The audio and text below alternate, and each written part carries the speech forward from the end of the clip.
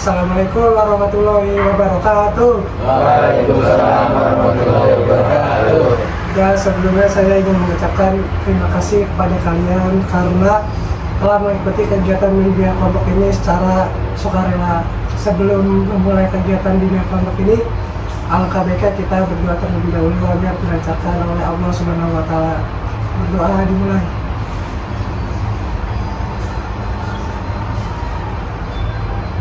Udah selesai. Nah, sebelumnya apakah kalian sudah pernah mengikuti kegiatan bimbingan kelompok ini? Belum. Saya belum sama. Belum semua ya? Oke, karena kalian belum pernah mengikuti kegiatan bimbingan kelompok ini, jadi saya menjelaskan dulu apa itu bimbingan kelompok.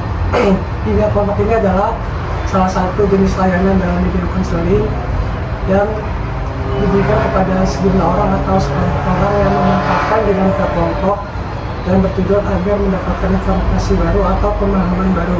Sampai di sini paham teman-teman? Paham.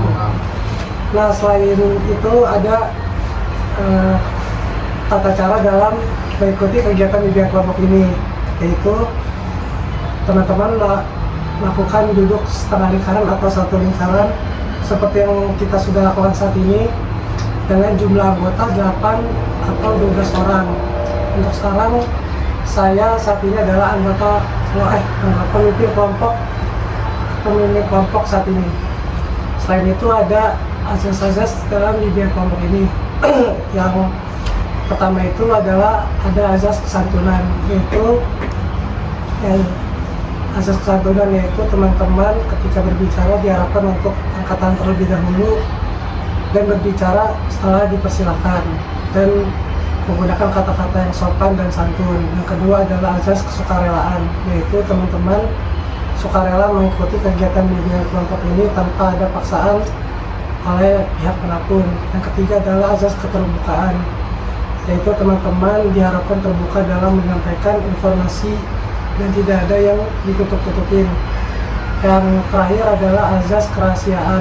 Jika ada teman-teman yang menyampaikan pendapat pribadinya, diharapkan untuk dijaga dan tidak disebarluaskan agar tidak terjadi hal yang diinginkan. Sampai di sini paham teman-teman?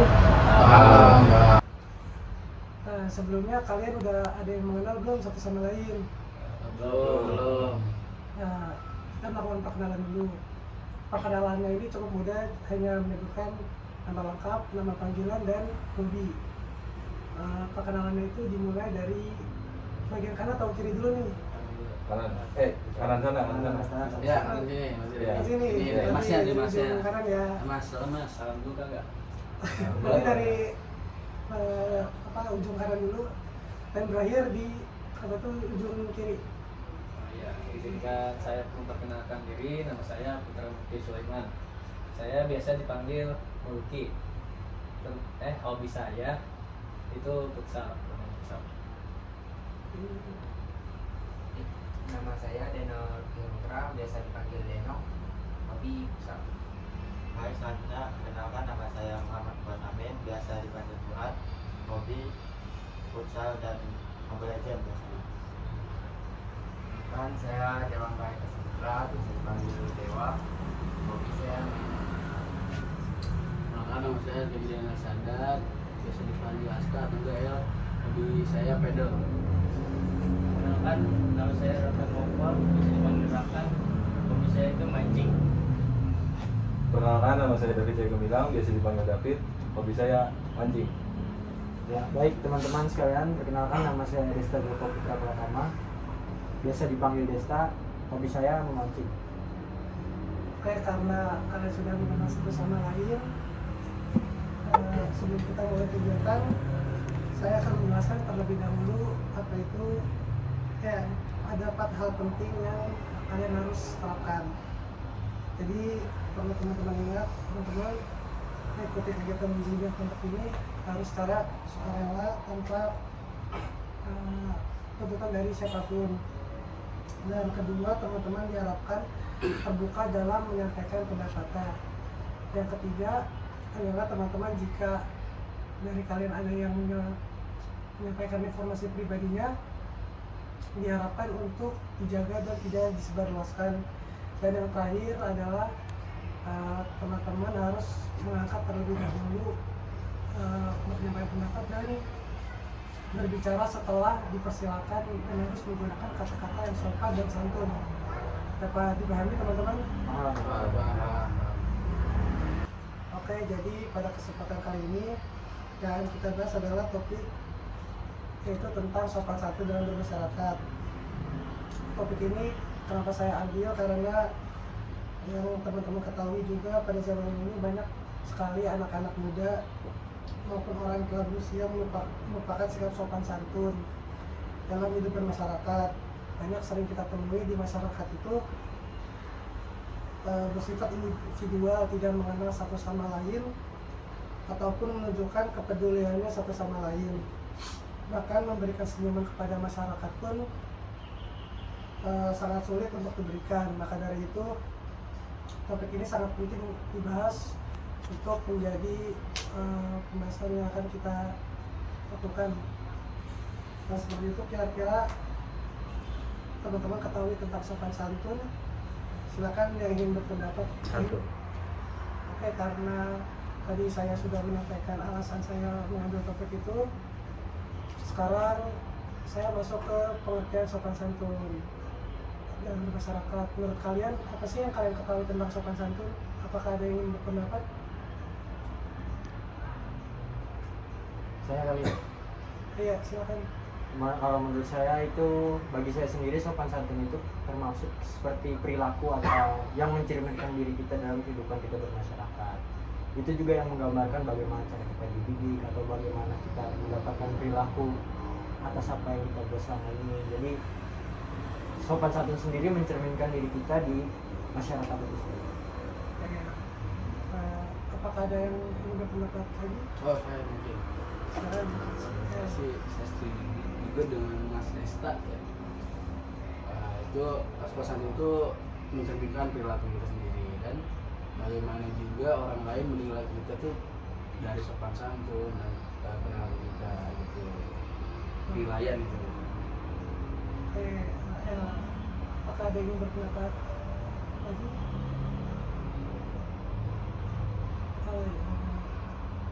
Karena tidak ada yang ingin berpendapat, jadi Betul. ya sebelumnya saya berterima kasih kepada El dan juga Desta karena telah berani berpendapat gitu. Jadi saya jelaskan kembali bahwa sopan santun adalah seperangkat aturan tidak tertulis mengenai tata krama perilaku dan tutur kata yang lahir dari kesepakatan sosial dalam suatu kelompok gitu. Nah, selain pengertian ada juga manfaat dari sopan santun dalam bermasyarakat. Ya, sebelumnya saya berterima kasih kepada Mas David karena sudah berpendapat tentang manfaat sopan santun dalam masyarakat. Saya izin menambahkan kembali bahwa manfaat sopan santun dalam masyarakat yaitu membuat seseorang lebih dihormati dan memudahkan membangun hubungan kepada orang lain di masyarakat.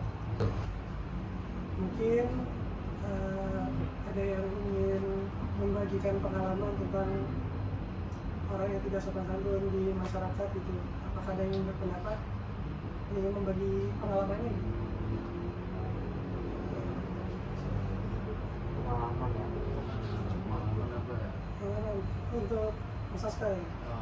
Saya sih mungkin untuk pengalaman paling dari kurangnya sopan santun. Contoh hal itu di masyarakat itu seperti misalkan yang tadi apa, kayak kurang sopan santun kepada orang tua, terus banyak masih kayak anak muda ataupun anak kecil gitu kayak kata kasar, terus sebenarnya masih banyak ya, dan itu pun nggak bisa disebut semuanya gitu.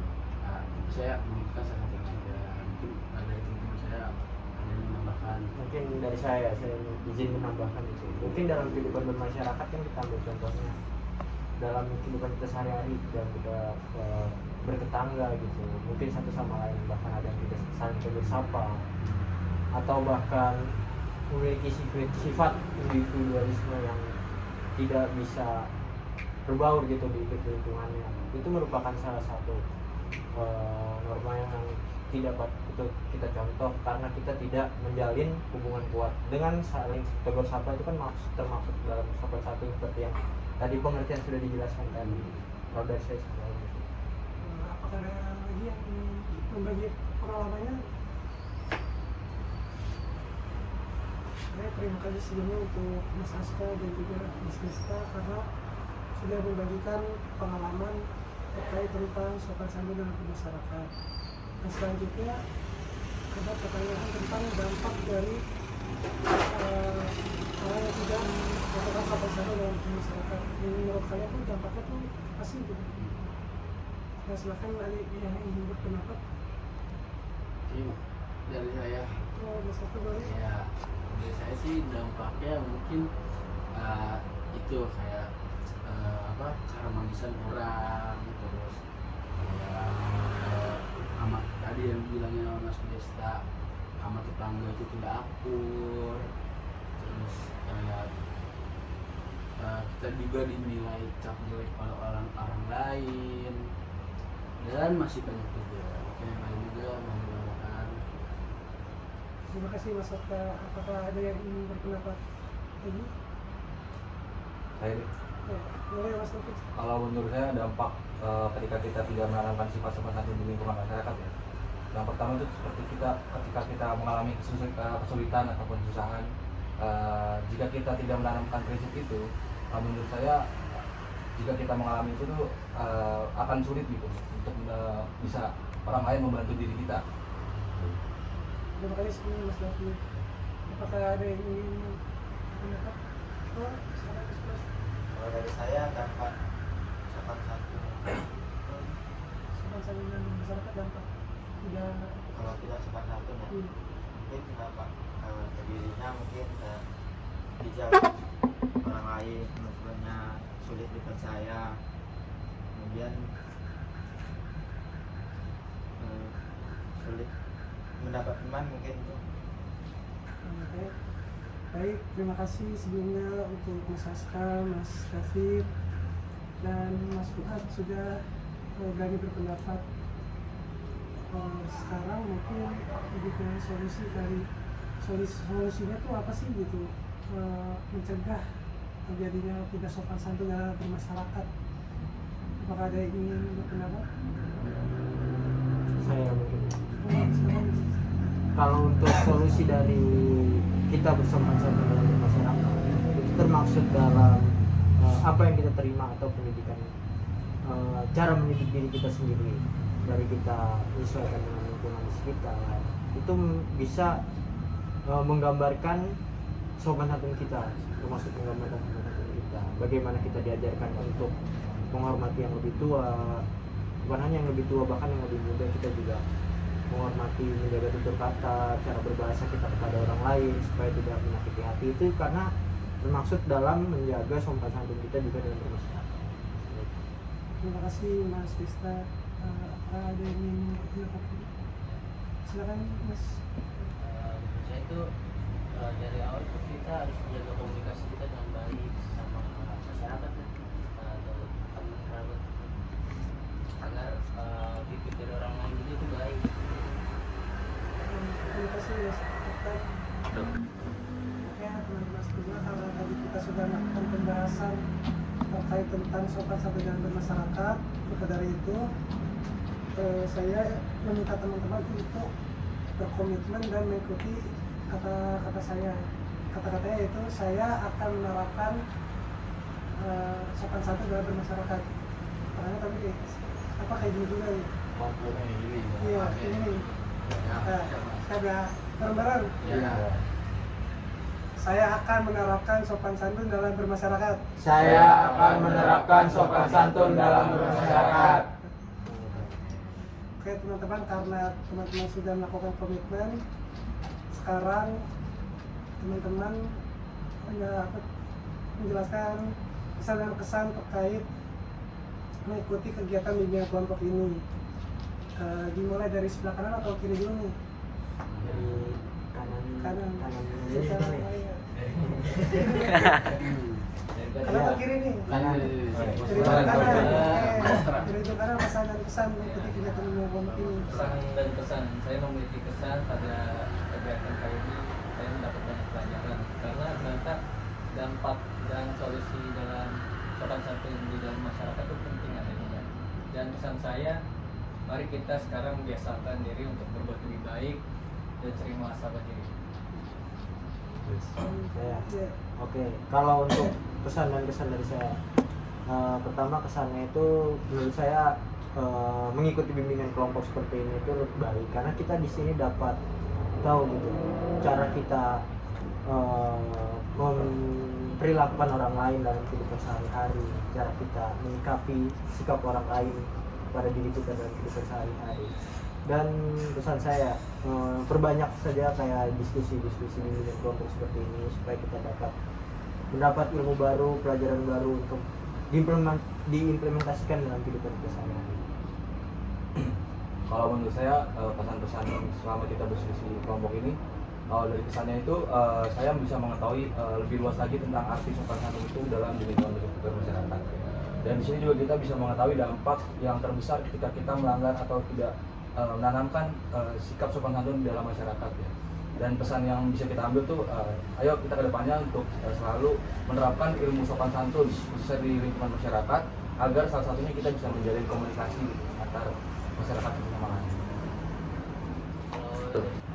Pesan dari saya itu dalam mengikuti kegiatan ini banyak ilmu yang saya ambil dari sopan santun dalam masyarakat itu ternyata sangat penting untuk semuanya.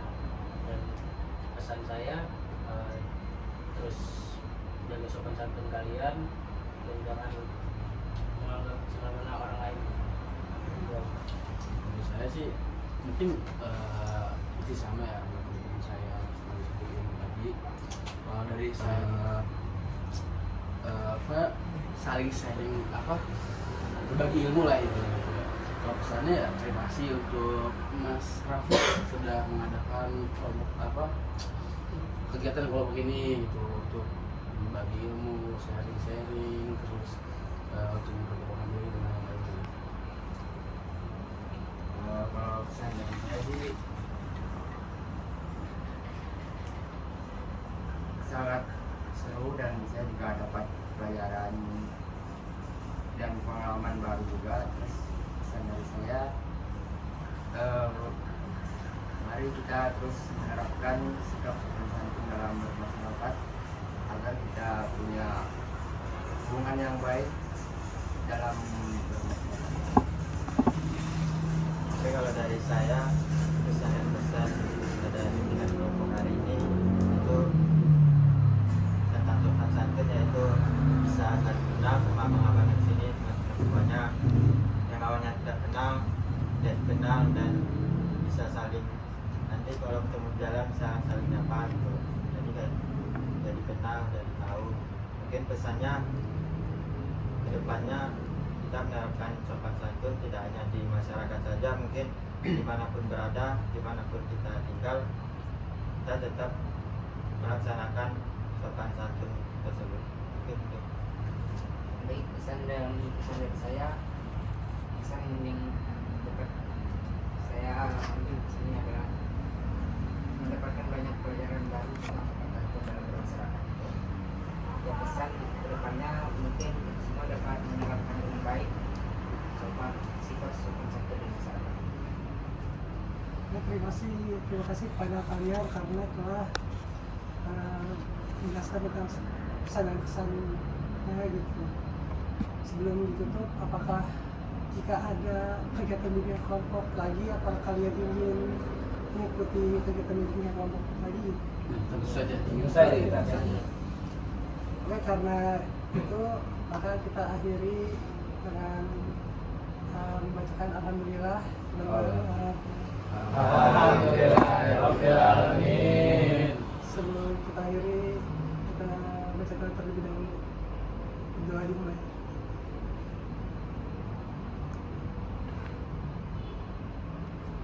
Sudah selesai.